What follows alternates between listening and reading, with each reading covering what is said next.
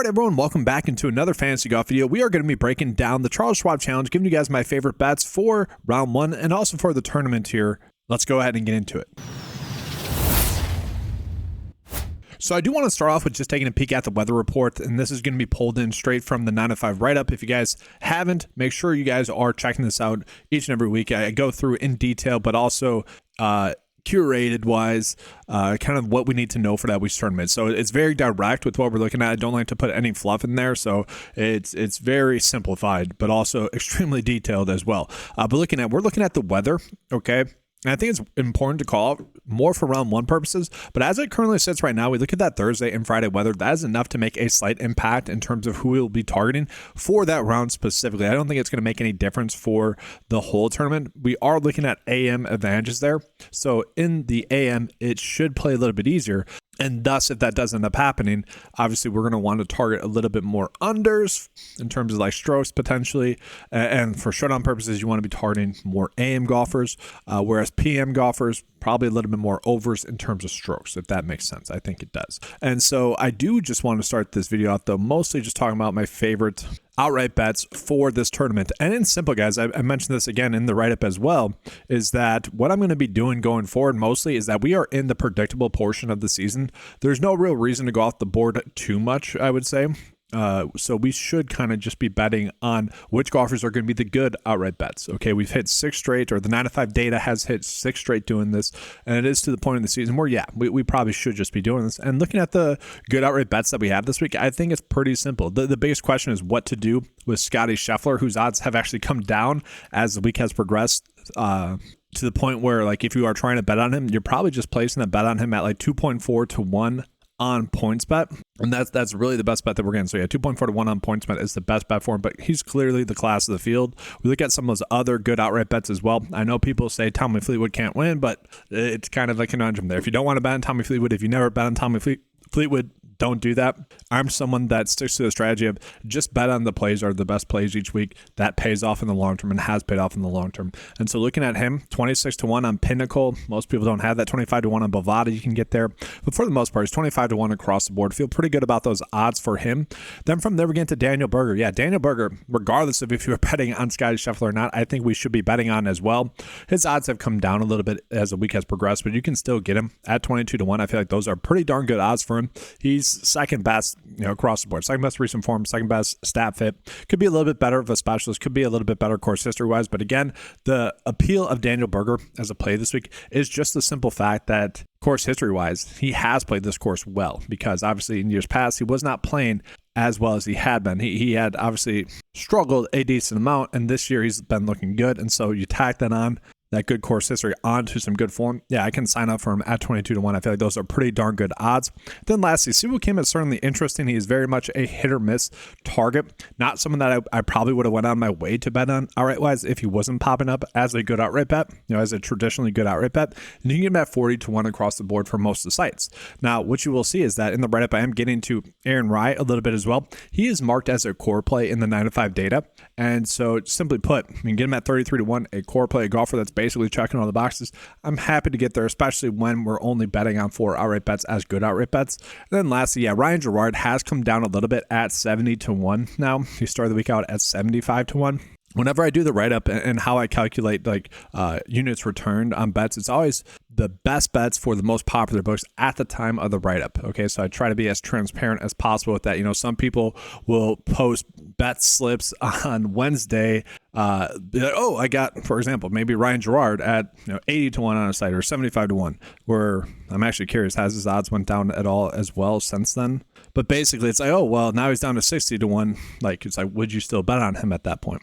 It's like, that's the information that people want to know. And so, yeah, on average, he's actually down to 64 to 1, which is pretty darn crazy. And so, yeah, I would still bet on him. Yeah, you can still get him at 70 to 1 on FanDuel, BetMGM, and PointsBet. So, yeah, I would still bet on him there, but that's always, that's always something I want to be as transparent as possible with. And so, guys, for really the tournament and round one, I don't see that many good head-to-head bets. I think we actually want to be targeting some of these good 3-ball bets and really just looking at it.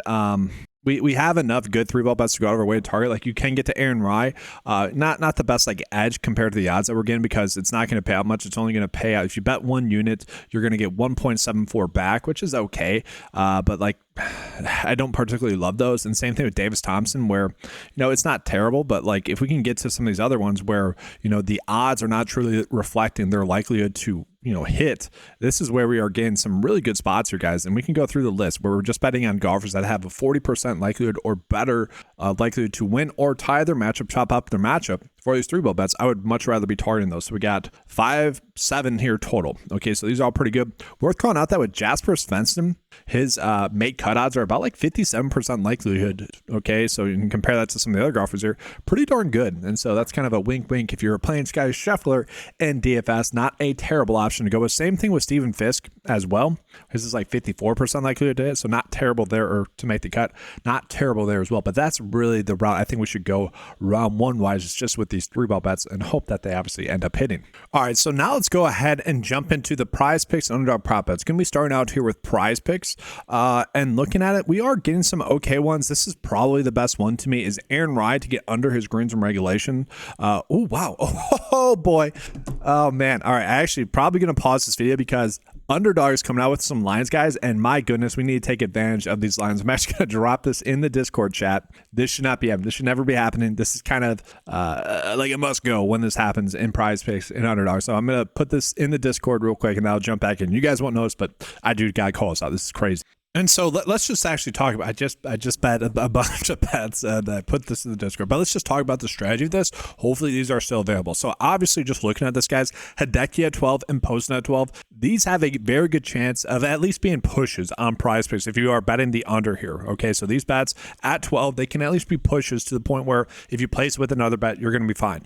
But obviously we should be betting the overs at least here for, Underdog. The Underdog lines are a little bit too low in these regards. Same thing with Aaron Rye.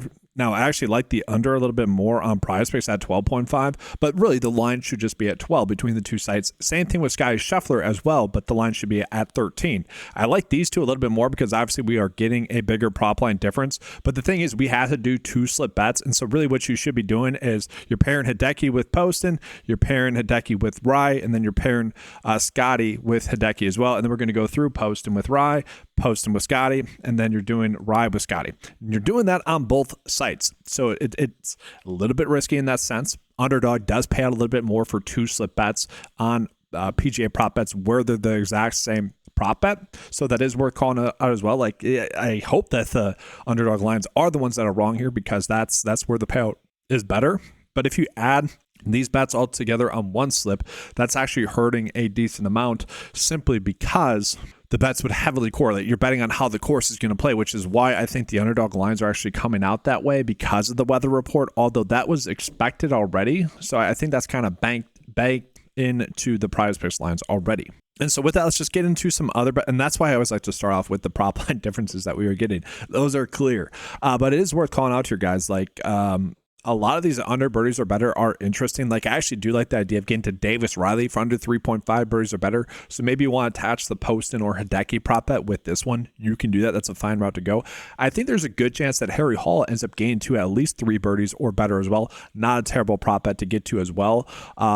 From there, I don't know if I necessarily want to get to like Tommy Fleetwood for under his birdies or better. Like I don't necessarily love that, but it is worth calling out. Decent little spots there as well. Very interesting lines there for prize picks. And then obviously Underdog is basically going to be the exact same thing. Again, we are just betting on the exact opposite lines that we are getting there with those big prop line differences again. And so just as an FYI, guys, if you guys have never signed up for Underdog before and want to support the channel, simple, easy way is you can use the link in the description below or use the promo code 925. I believe this is still the active promo code that's going on, but just double check. There's always like different ones. Same thing for prize picks. If you guys have never signed up for that, but use the promo code 9TO5 instead. And I do want to talk about one other site. If you guys are familiar with the coverage, you already know which site I'm going to call out. That's going to be with a site like betr. Okay, guys, betr gives us daily discounts. Like right now, they're giving us Jalen Brunson for under 32.5 Sorry, you want to bet the over 32.5, but this one is a 11% discount off. Okay, so the line should be at 36.5, probably 35.5 in some situations as well. But still, a clear edge that we are getting there. And then we also have a baseball one as well. Corbin Burns for over his pitching strikeouts of 4.5. Full disclosure with him, he's highly likely to get under 5.5 pitching strikeouts, so not a big edge here. It's probably closer to 5% off, but still, those are still the two best prop bets that we're going to get each day, typically speaking, on really any site for the most part. So take advantage of that.